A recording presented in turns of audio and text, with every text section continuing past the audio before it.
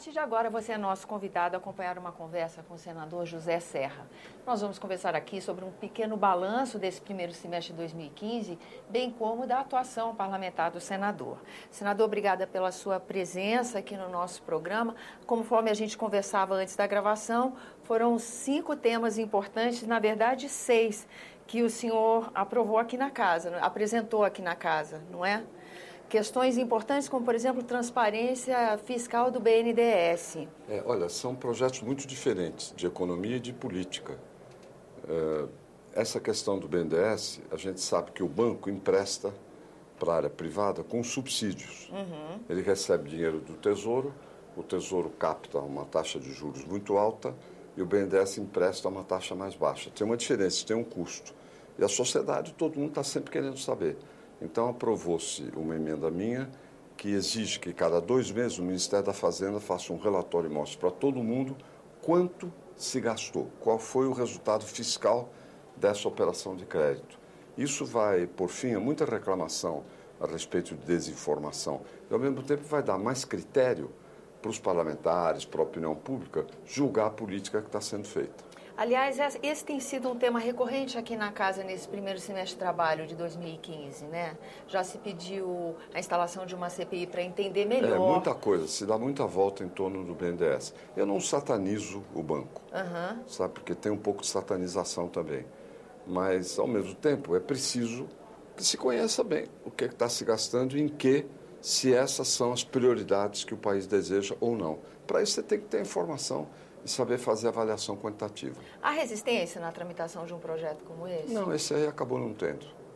Tá certo. Foi aprovado pela comissão que examinou a medida provisória do BNDES, depois aprovado no Senado, depois aprovado na Câmara.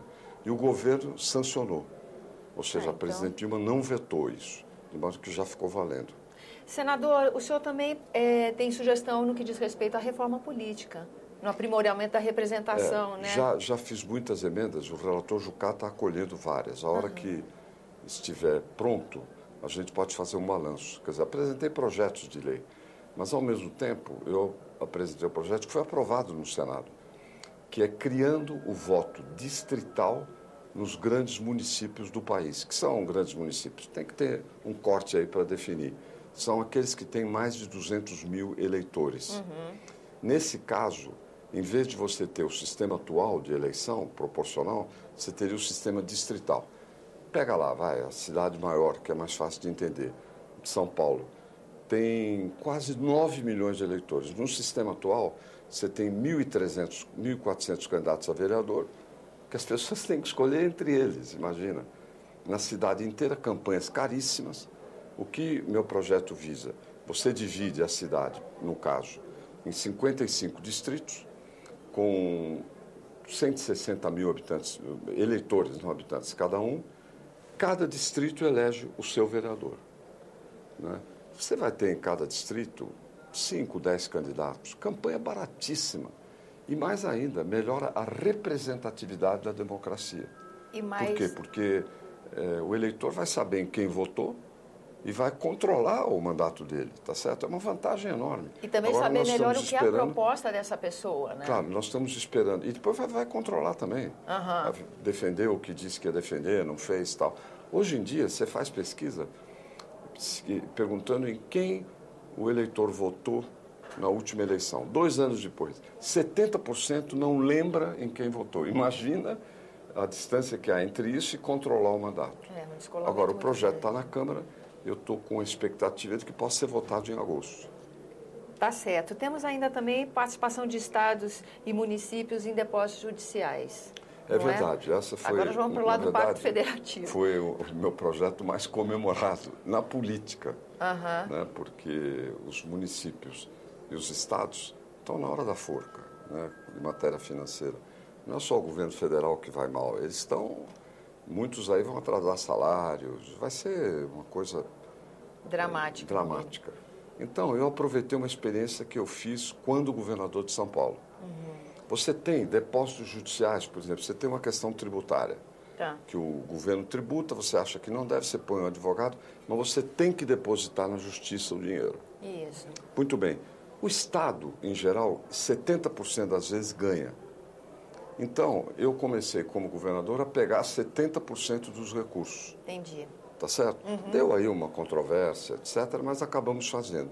Então, me pareceu que isso poderia ser generalizado e legalizado de maneira mais forte para o Brasil como um todo. Né? E isso foi aprovado aqui, foi aprovado na Câmara. A notícia que eu tenho é que a presidente não vai vetar.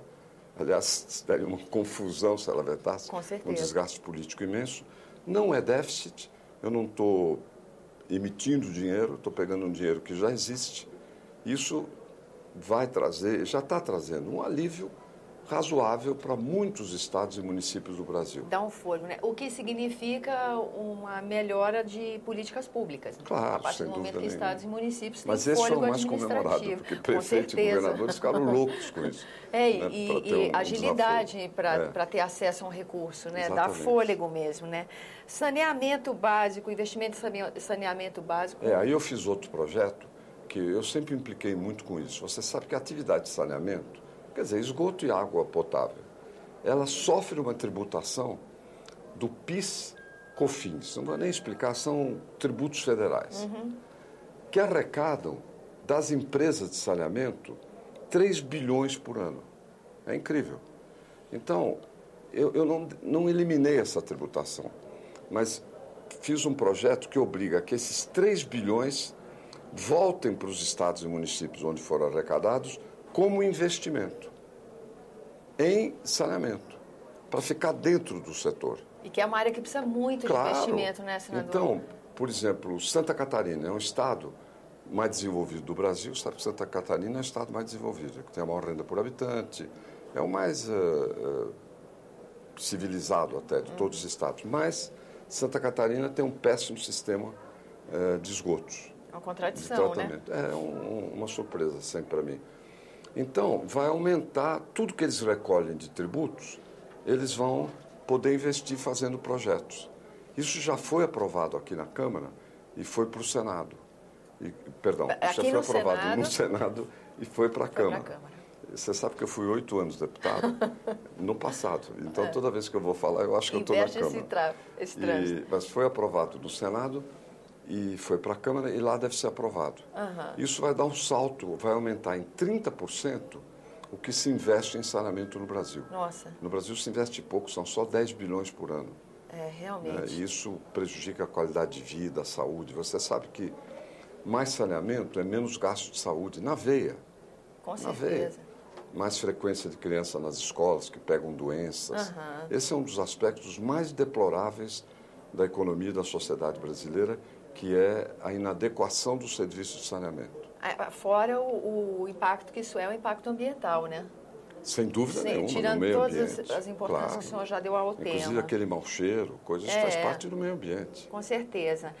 PEC da Bengala, nós estamos nos 2 últimos itens, mas a conversa ainda continua. PEC da Bengala, a generalização da PEC está certa? Assim, o Congresso aprovou uma emenda constitucional que já vem há muito tempo. A origem dela foi no Senado, depois foi para a Câmara, que diz o seguinte: a aposentadoria compulsória no setor público, entre os servidores, passa de 70 para 75 anos. Compulsória. Se o sujeito tiver já tempo de trabalho para aposentar, ele aposenta. Mas, mesmo que ele não tenha, ele é obrigado a aposentar com 70 anos hoje. Isso. Então, esticou-se isso para 75. Ficou chamada PEC da Bengala porque essa medida foi aprovada para o Poder Judiciário. Sim. Na verdade, não é para o Poder como um todo, para o STF, Supremo Tribunal Federal. Então, eu fiz um projeto de lei estendendo para todo o funcionalismo público, incluindo universidades, incluindo o próprio judiciário. Ou seja, as pessoas, a aposentadoria compulsória não é mais 70, é 75. É uma vantagem, porque às vezes você tem professores, juízes, né? Gente com muita capacidade para continuar trabalhando e que é obrigado a se aposentar. Na época da aposentadoria mesmo do Isso aí vai trazer também economia para os governos, nas 3 esferas, porque agora vai valer para União, Estados e municípios. Vai trazer economias, porque as pessoas aposentam um pouco mais tarde. Não é obrigado não se tiver anos de serviço, mas se não tiver, vai para mais tarde. E, nesse sentido, daqui a alguns anos, o efeito será pleno, vai se economizar 1 bilhão por ano. Ao mesmo tempo, para os funcionários que não tinham completado o período de aposentadoria, de anos de trabalho, eles vão poder completar. E, ao mesmo tempo, muita gente vai continuar contribuindo para o serviço público no Brasil, que não teria motivo para ir para casa ficar sem fazer nada. Com certeza. Nós terminamos Isso foi aprovado no Senado e deve ser aprovado na Câmara. Para finalizar essa atuação parlamentar desse primeiro semestre, a revisão da maioridade penal do ECA. Exatamente. Não é bem revisão da maioridade penal. Fica como está a maioridade, mas você pode internar um garoto que cometeu um delito grave, um crime hediondo, um assassinato, né, estupro. O teto agora passa a ser 10 anos e não 3, que é muito pouco. Né, muito pouco. Nós passamos para 10 anos. Não é que todos vão ser condenados a 10 anos. Não é isso. É até 10 anos. É até 10 anos. Mas, no momento, é até 3 anos. E isso junto com outras medidas. Por exemplo, quem recruta menor para o crime vai ter a sua pena duplicada, aumentada, porque são os adultos que fazem isso. E você vai ter também um atendimento psicológico, educacional, familiar melhor, visando a recuperação. Eu, aliás, quero dizer, defendo muito o aumento, a melhora da defesa da população com relação à violência e que se ponha na prisão os que são criminosos. Agora, eu não defendo a ideia de que tem que ficar torturando lá, não. Se puder ensinar trabalho, não é uma questão de revanche social, claro, né? É de resgate social. O Estado, o aparelho do Estado, do governo do Brasil, não é para fazer vingança. É para proteger a segurança da população. Agora, se você puder investir na recuperação daqueles que estão presos ou, no caso dos jovens, pelo meu projeto, internados, é uma vantagem. Com certeza. É uma coisa importante. Com certeza, para toda a sociedade. Isso passou aqui no Senado por 4 votos a 1. Um pouco mais de 4 a favor para 1 voto contra. Teve um apoio muito grande. Sendo que essa é uma matéria muito controversa, muito polêmica, gerou muitos debates acalorados, né, senador? Em última instância, fala de uma necessidade também de melhora de política pública, né? Porque a segurança... Sem dúvida. Você tem, para tratar de adolescente criminoso, ou, sei lá, tem muitas denominações, mas adolescente criminoso, você tem que ter uma política que caminhe sobre 2 pernas. De um lado, a política social. Em geral, são jovens que não têm pais. 50% dos rapazes ou meninas que estavam na FEBEM, na Fundação Casa, em São Paulo, não tem pai. Mãe sempre tem. Você sabe que a mulher tem mais valor que o homem. A mulher fica com a criança. O homem não. Você tem aí metade dos pais homens que desaparecem. Isso cria um desequilíbrio muito grande para os garotos, né, e garotas. Então, você tem que ter política educacional, ensinar a profissão, você entende? Você tem que ter. Isso tem que fazer. Agora, tem que ter repressão também. Você não pode deixar criminosos violentos soltos. Você tem que defender a população. E o grau de reincidência no esquema atual é muito alto. Então, você tem que proteger as pessoas também. Não pode ficar numa perna só. Tem gente que fica numa perna, na esquerda ou na direita, sem conotação política. Mas tem que pôr as duas, entendeu? Isso tem que andar junto. São aspectos do mesmo problema, exatamente, né? Não dá para, em detrimento de um, valorizar o outro, né? Exatamente. Senador, agora, esse também foi um semestre bem atípico, né? A gente está tendo uma conformidade de forças. Deixa eu te falar uma coisa Diga. mais. Que é a propósito de questão de jovens, etc. Quando eu fui ministro da Saúde, eu não sou médico, porque toda vez que eu falo isso, as pessoas acham que eu fui médico, lembram e... Muita gente que eu encontro pelo Brasil afora pensa que eu sou médico. Mas eu não sou, eu sou economista e estudei engenharia. Mas eu tenho uma ideia que devia ser aplicada no Brasil. Na época do Ministério, nós combatemos o cigarro. O cigarro. Proibimos a propaganda, que era enganosa, porque a propaganda de cigarro dizia que cigarro dá beleza. Não dá, não. O sujeito fica... O rosto fica no amarelo fosco, tudo. Que cigarro dá saúde, não dá. Pelo contrário, que cigarro dá virilidade. Na verdade, cigarro dá impotência, se alguma coisa der. Então, nós proibimos a propaganda a favor de cigarro e fizemos a propaganda contra. nos maços, filmes. Os esclarecimentos mesmo. Esclarecimento. Né? E eu mesmo, depois, muito tempo depois, como governador, eu proibi fumar em lugar fechado, público. Né? E pegou no Brasil, todos os governos adotaram. E o consumo de cigarro caiu no Brasil. Nós quebramos a perna do consumo de cigarro, essa que é a verdade. Bom, eu me pergunto, por que não fazer a mesma coisa com relação às drogas? Né? Não vou entrar, embora tenha posições, tráfico de droga, isso, aquilo, não. Só mostrar que droga faz mal. Porque você mostra que cigarro faz mal e não fala nada sobre a droga. Sim. Isso me parece uma estupidez. Verdade. Eu acho que se fosse feita uma campanha boa nesse aspecto, nós estaríamos quebrando um dos elos da cadeia do consumo de drogas, que é a demanda. Porque, em última análise, em geral, está se combatendo a oferta, que eu sou a favor.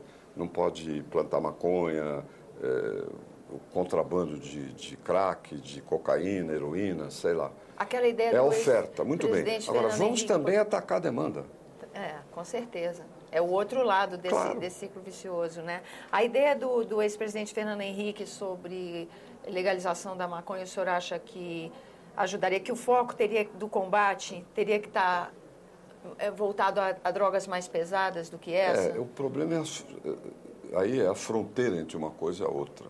Eu acho que isso precisa ser olhado com muito cuidado. Eu entendo a intenção.